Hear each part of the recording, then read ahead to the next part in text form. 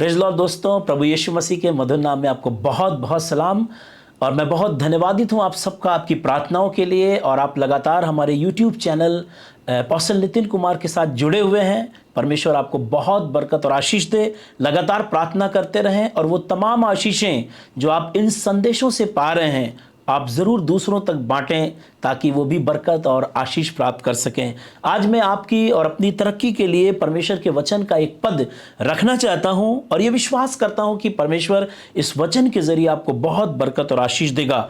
मैं आपके साथ भजन संहिता की पुस्तक और उसके 63 अध्याय को निकालना चाहता हूं। Psalms chapter 63 and verse 1 and verse 2। भजन 63 और उसके 1 और 2 पद को रखूंगा, जहां पर परमेश्वर का सेवक एक प्रार्थना कर रहा है और कह रहा है, हे परमेश्वर तू मेरा परमेश्वर है। हालेलुया! कितनी आशीष की बात है कि अपने परमेश्वर को जो संबोधन इसके लिए है, वो कह रहा है, you are my personal god. प्रभु जी तू मेरा विशेष परमेश्वर है, तू मेरा व्यक्तिगत परमेश्वर है। हे परमेश्वर तू मेरा परमेश्वर है। और फिर कहता है, मैं तुझे यत्न से ढूंढूंगा। हालेलुया! सूखी और निर्जल ऊसर भूमि पर मेरा मन तेरा प्यासा है और मेरा शरीर तेरा अति अभिलाषी है। हालेलुया! मुझे बहुत अच्छा लग रहा है कि एक व्यक्ति जो परमेश्वर का धन्यवाद कर रहा है, प्रार्थना कर रहा है और अपने परमेश्वर से कह रहा है कि तू मेरा परमेश्वर है। कितना अच्छा लगता है ना, जब हम हमारे घर में कोई मेहमान आता है, हम उसको बताते हैं, बोलते हैं ये मेरा घर है, हम बोलते हैं ये मेरी गाड़ी है,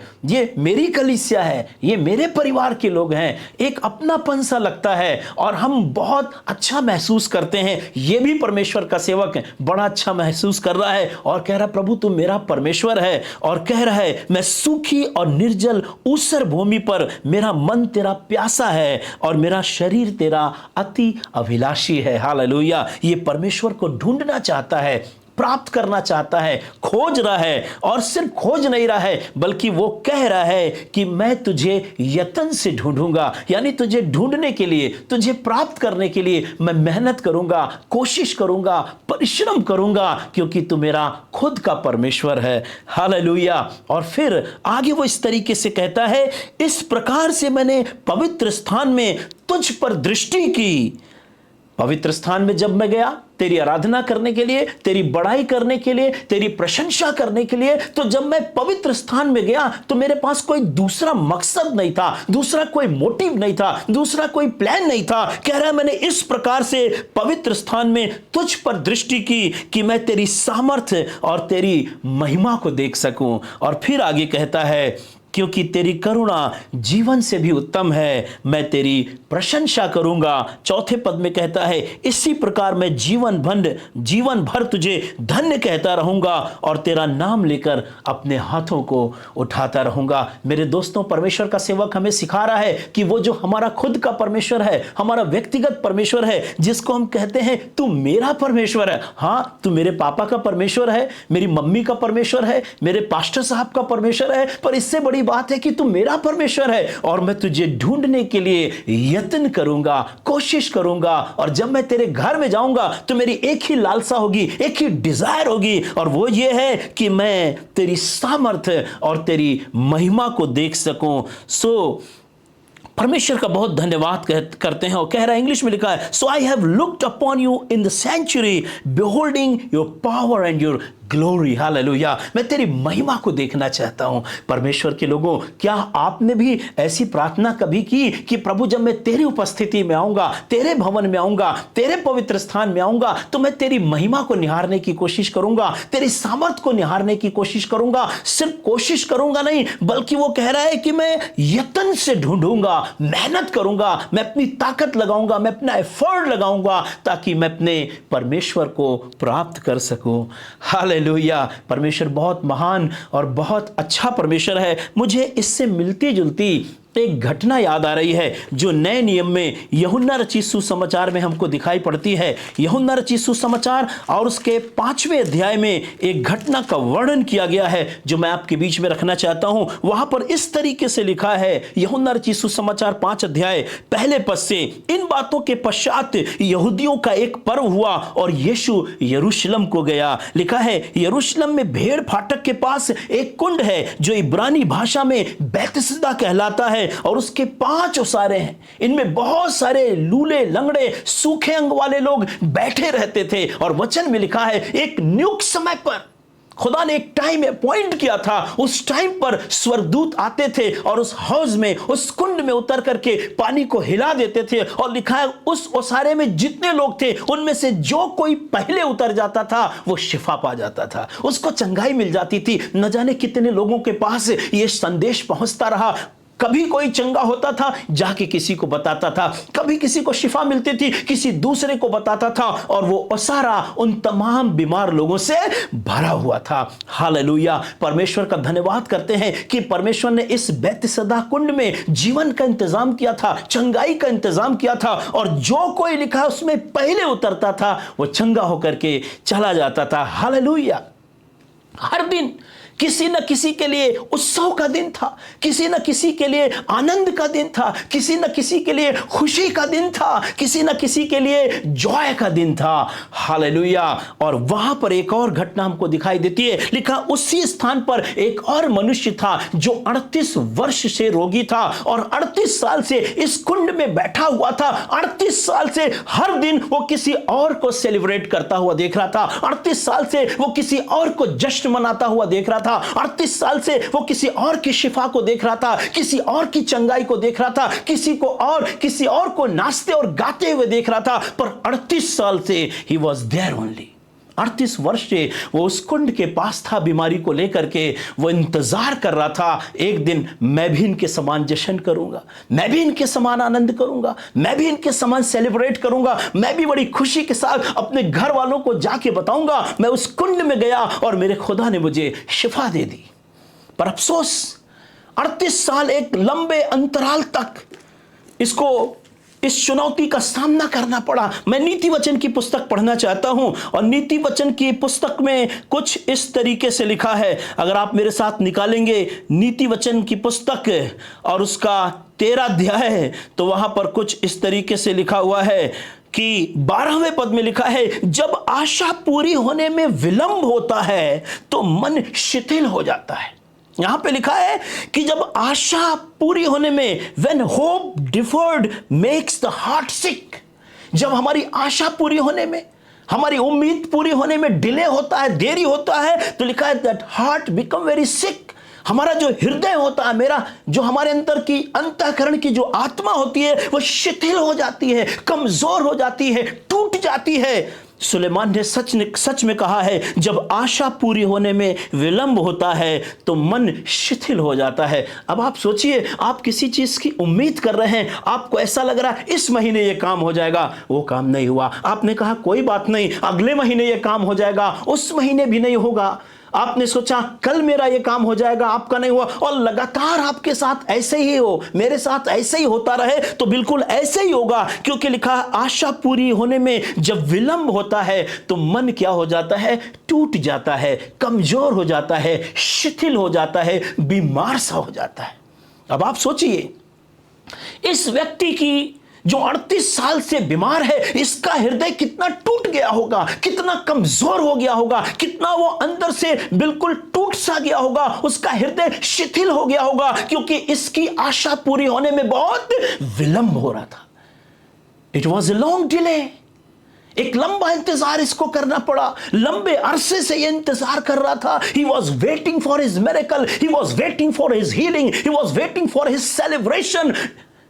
हालेलुया। पर आगे लिखा है, परंतु जब लालसा पूरी होती है तो जीवन का वृक्ष लगता है। यह इंतजार कर रहा था कि किसी दिन मेरी लालसा पूरी होगी और मेरे अंदर जीवन का वृक्ष लग जाएगा। मुझे मालूम है मेरे दोस्तों, हम और आप भी बहुत सी जगहों पर अपने जीवन के अंदर ऐसे ही इंतजार कर रहे हैं, ऐसे ही वेट कर रहे हैं, जैसे यह व्यक्ति 38 साल से इंतजार कर रहा था और इंतजार करते करते, वेट करते करते इसका मन शिथिल हो गया था, टूट गया था, कमजोर हो गया था।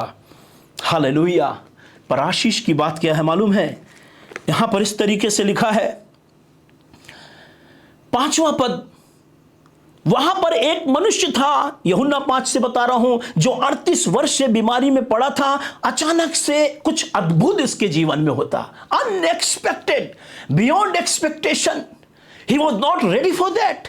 वो तैयार भी नहीं था इस बड़े चीज के लिए जो आज उसकी जिंदगी में हुआ है। हालेलुया। वहां पर लिखा है कि वहां पर एक मनुष्य था जो 38 वर्ष से बीमार पड़ा था। यीशु ने उसे पड़ा हुआ देखकर और यह जानकर कि बहुत दिनों से वो इस दशा में पड़ा है। हालेलुया। आज मालूम है इससे कौन मिलने आया है? यीशु मसीह मिलने आया है। क्यों? क्योंकि इसका हृदय शिथिल हो चुका है, यह टूट चुका है, हार चुका है, हिम्मत हार चुका है, एक लंबा अरसा हो गया है। और मालूम है ये बात मैं नहीं कह रहा हूं, ये बात ये मनुष्य भी नहीं कह रहा है, स्वयं प्रभु यीशु मसीह कह रहे हैं। और आगे लिखा है, यीशु ने उसे पड़ा हुआ देखकर और यह जानकर कि वो बहुत दिनों से इस दशा में है। हालेलुया। प्रभु यीशु मसीह को पता है कि आप एक लंबे अरसे से किसी इंतजार में हैं। उसको पता है कि ये 38 वर्ष से एक लंबे समय से इस दशा में पड़ा हुआ है, एक लंबा समय इसने गुजारा है। और लिखा है कि उसने उसको देखा और उसको पता चला कि वो बहुत दिनों से इस दशा में पड़ा है। उससे पूछा, क्या तू चंगा होना चाहता है? प्रभु यीशु मसीह ने एक सवाल कहा, भाई मैं देख रहा हूं कि तू बड़े लंबे समय से यहां पर है, बहुत साल हो गए तुझे, तू हर दिन दूसरों का आनंद देखता है, दूसरों का उत्सव देखता है, पर एक लंबे समय से इस कुंड के पास बना हुआ है। आगे इस तरीके से लिखा है 7वां पद, बीमार ने उत्तर दिया, उस बीमार ने यीशु को उत्तर दिया, हे प्रभु, मेरे पास कोई मनुष्य नहीं कि जब पानी हिलाया जाए तो मुझको कुंड में उतार सके। No one is there to help me Lord. मेरे पास कोई ऐसा नहीं है, कोई ऐसा स्रोत नहीं है, कोई ऐसा हैंड्स नहीं है, कोई ऐसा साधन नहीं है कि जब कुंड में पानी हिलाया जाए तो आ करके मुझे कुंड में उतार सके। पर मालूम है, जो सबसे आशीष की बात मैं आज आपके बीच में शेयर करना चाहता हूं, वो इस बीमार के मुंह से निकल रहा है। उसके मुंह से ये नहीं निकल रहा है कि मैं बहुत नाराज हूं, मैं बहुत गुस्सा हूं, देख लिया कोई नहीं है दुनिया में, कोई किसी की मदद नहीं करता, सब ऐसे लोग हैं, सब ऐसे फालतू लोग हैं, सब धोखा देने वाले हैं, कोई किसी की नहीं सुधि लेता। He is not talking like that.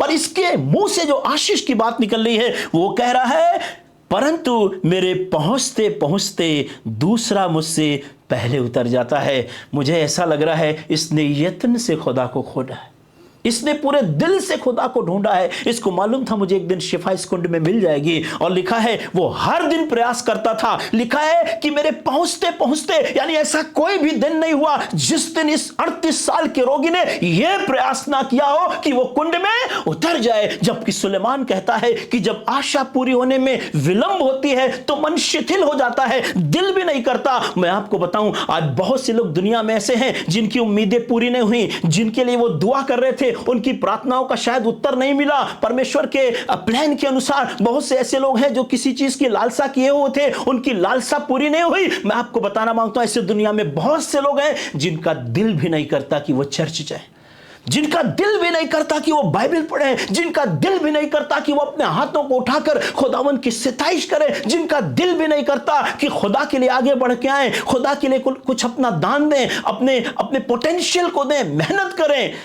Hallelujah. पर मैं धन्यवाद करता हूं इस बीमार व्यक्ति के लिए।